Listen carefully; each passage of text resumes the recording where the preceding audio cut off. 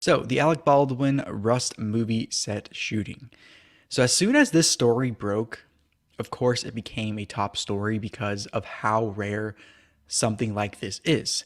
And with Alec Baldwin being involved, who is a very polarizing figure, plus an incident involving a gun and a death on a movie set, which can trigger all sorts of conversations related to workplace safety, which, especially coming off of a pandemic year plus, workplace safety has been a very hot topic. So it had a lot of different aspects all in one story, which made it why it's become such a big topic lately. But there was and still is a lot of confusion on what really happened on that set when this happened. What was Alec Baldwin's intent? Was he set up? What happened up to the point of him pulling the trigger and the gun going off and killing someone? Was it negligent on Alec's part? Was it negligence on the whole movie set part? Was it the firearms person on set responsible for this that messed up? Why was there even a real gun on set in the first place to film this? And also, there's a lot of information coming out about the set in particular having a walkout by crew members over unsafe working conditions. Also, there's a question of was it nepotism, as the firearms person has a family legacy in this field and maybe wasn't old enough or experienced enough to have this role yet. And also, there's questions of were industry protocols followed, and if they were not, why not? And ultimately, of course, the question is who is responsible for this happening and the subsequent death and injuries, both physical and mental, by everyone involved. So there's a lot of things going on.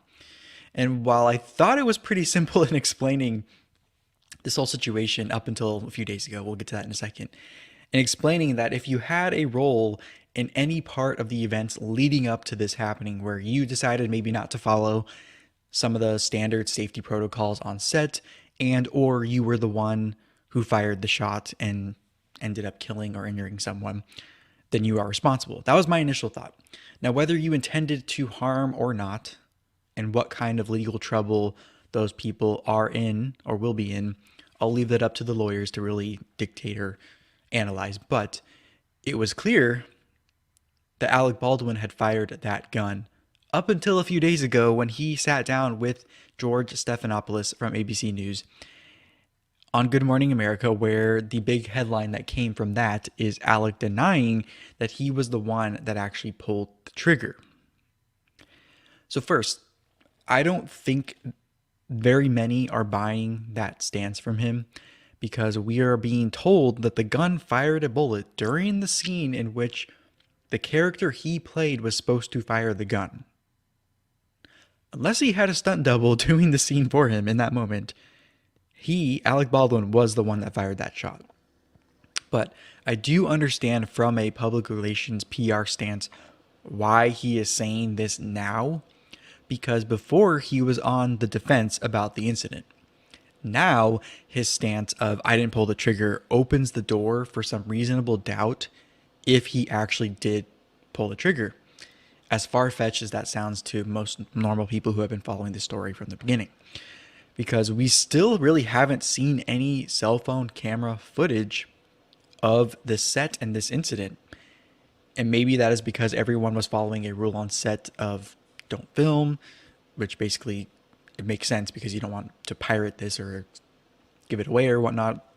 And if it is true that this is kind of a low budget film, then they probably aren't really making a behind the scenes documentary on how they're filming this, or have any extra footage or whatnot. So it is very possible the only recounting of events is from eyewitnesses on set. And unfortunately, we have dead and injured crew members as a result. So this stance could also be moving attention away from trying to figure out the intent behind what Alec did, and even pull the trigger as reframing this is a reframing of the event as Alec not pulling the trigger, and also add to the confusion of the situation, because confusion of course allows for someone to come in and step in and try to figure things out and get things in order, which gives someone a chance to mold the narrative in a way that would better suit them. So there is also an angle of this being a quote unquote accident.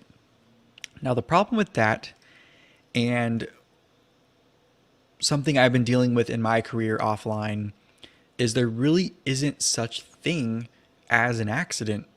And from a legal standpoint, I don't think from my understanding, it isn't really a thing either. It's not really a solid defense because there is a reason for everything. Meaning, there was some sequence of events and decisions leading up to that point where Alec allegedly pulled the trigger on a gun he thought was a prop that actually had a live round in it, ended up killing and injuring people on set. Even if it is true that Alec did not know and did not intend to hurt anybody, he still pulled the trigger. So that live round was in the gun somehow, and someone did or didn't tell him about it, and some protocol was or wasn't followed.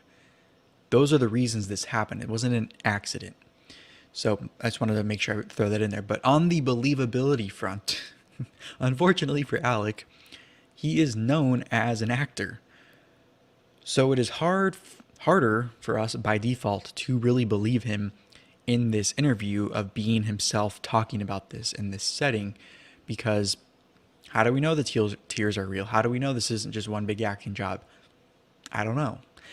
But now on to Alec and Hilaria, his wife, who their response to this was them saying that they wanted privacy and some time to heal and some time to grieve and to figure out what's going on and to be left alone. But then they went on a vacation to Vermont, where apparently they thought was far enough away from people that they wouldn't be recognized or seen or be left alone. But of course that didn't work. And then they used the opportunity of having press and paparazzi find them to have an impromptu press conference, which you probably saw some clips of, on the side of the road, which was weird, which made things even worse for them, I think, upon clearly them being still distressed and kind of traumatized by the situation. So he and his wife aren't really acting like they want to be left alone or go away in any way. So they seem to be in this kind of constant state of panic at this point as more people file lawsuits and more people speak out on what happened on the set that day. And clearly he doesn't want to take responsibility for what was going on, although he was the one that pulled the trigger and was a big part of making this film on and off screen. So there's a lot going on here. And also, at what point do we say Alec and his wife are part of the problem or are the problem? Because Alec has been in legal trouble many times over the years, from spats with paparazzi and other anger issues and controversial incidences in public. And we've talked about his wife on this channel earlier this year when she had that cultural appropriation scandal late in 2020, early 2021, where it was exposed that like her name was fake and her whole life was fake. She's not really from where she said she was from or whatnot. So it seems like Alec and his wife are the common denominator on a lot of these issues. And I don't think maybe he's like that all the time, but there is clearly something up with him, and there's some common things with Alec and a lot of controversies that go on. So next I want to actually talk about more about the specific act of being the one that pulled the trigger in context of kind of recent high-profile self-defense cases, which will kind of segue into our next segment for this news live chat. But first, I want to actually touch on how this got me thinking about the death penalty or capital punishment, whatever you want to call it, and how I've been a little conflicted on whether to support it or not, because I wonder if I support the death penalty, or if, let's say, I was the person administering, let's say, the lethal injection or any other means to kill someone convicted who is on death row.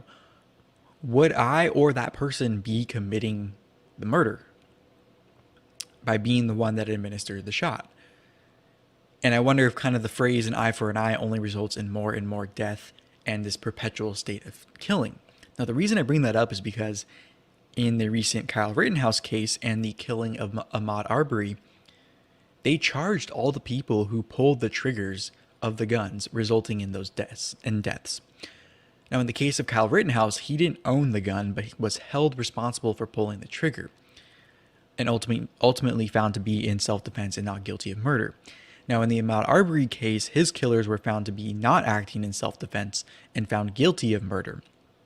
So then, my question is, why should Alec Baldwin be treated any different for him pulling the trigger.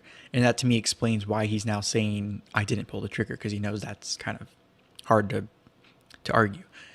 So, and just like the Kyle Rittenhouse case and the Ahmaud Arbery case, Alec will have emotional scars for the rest of his life regardless of the intent.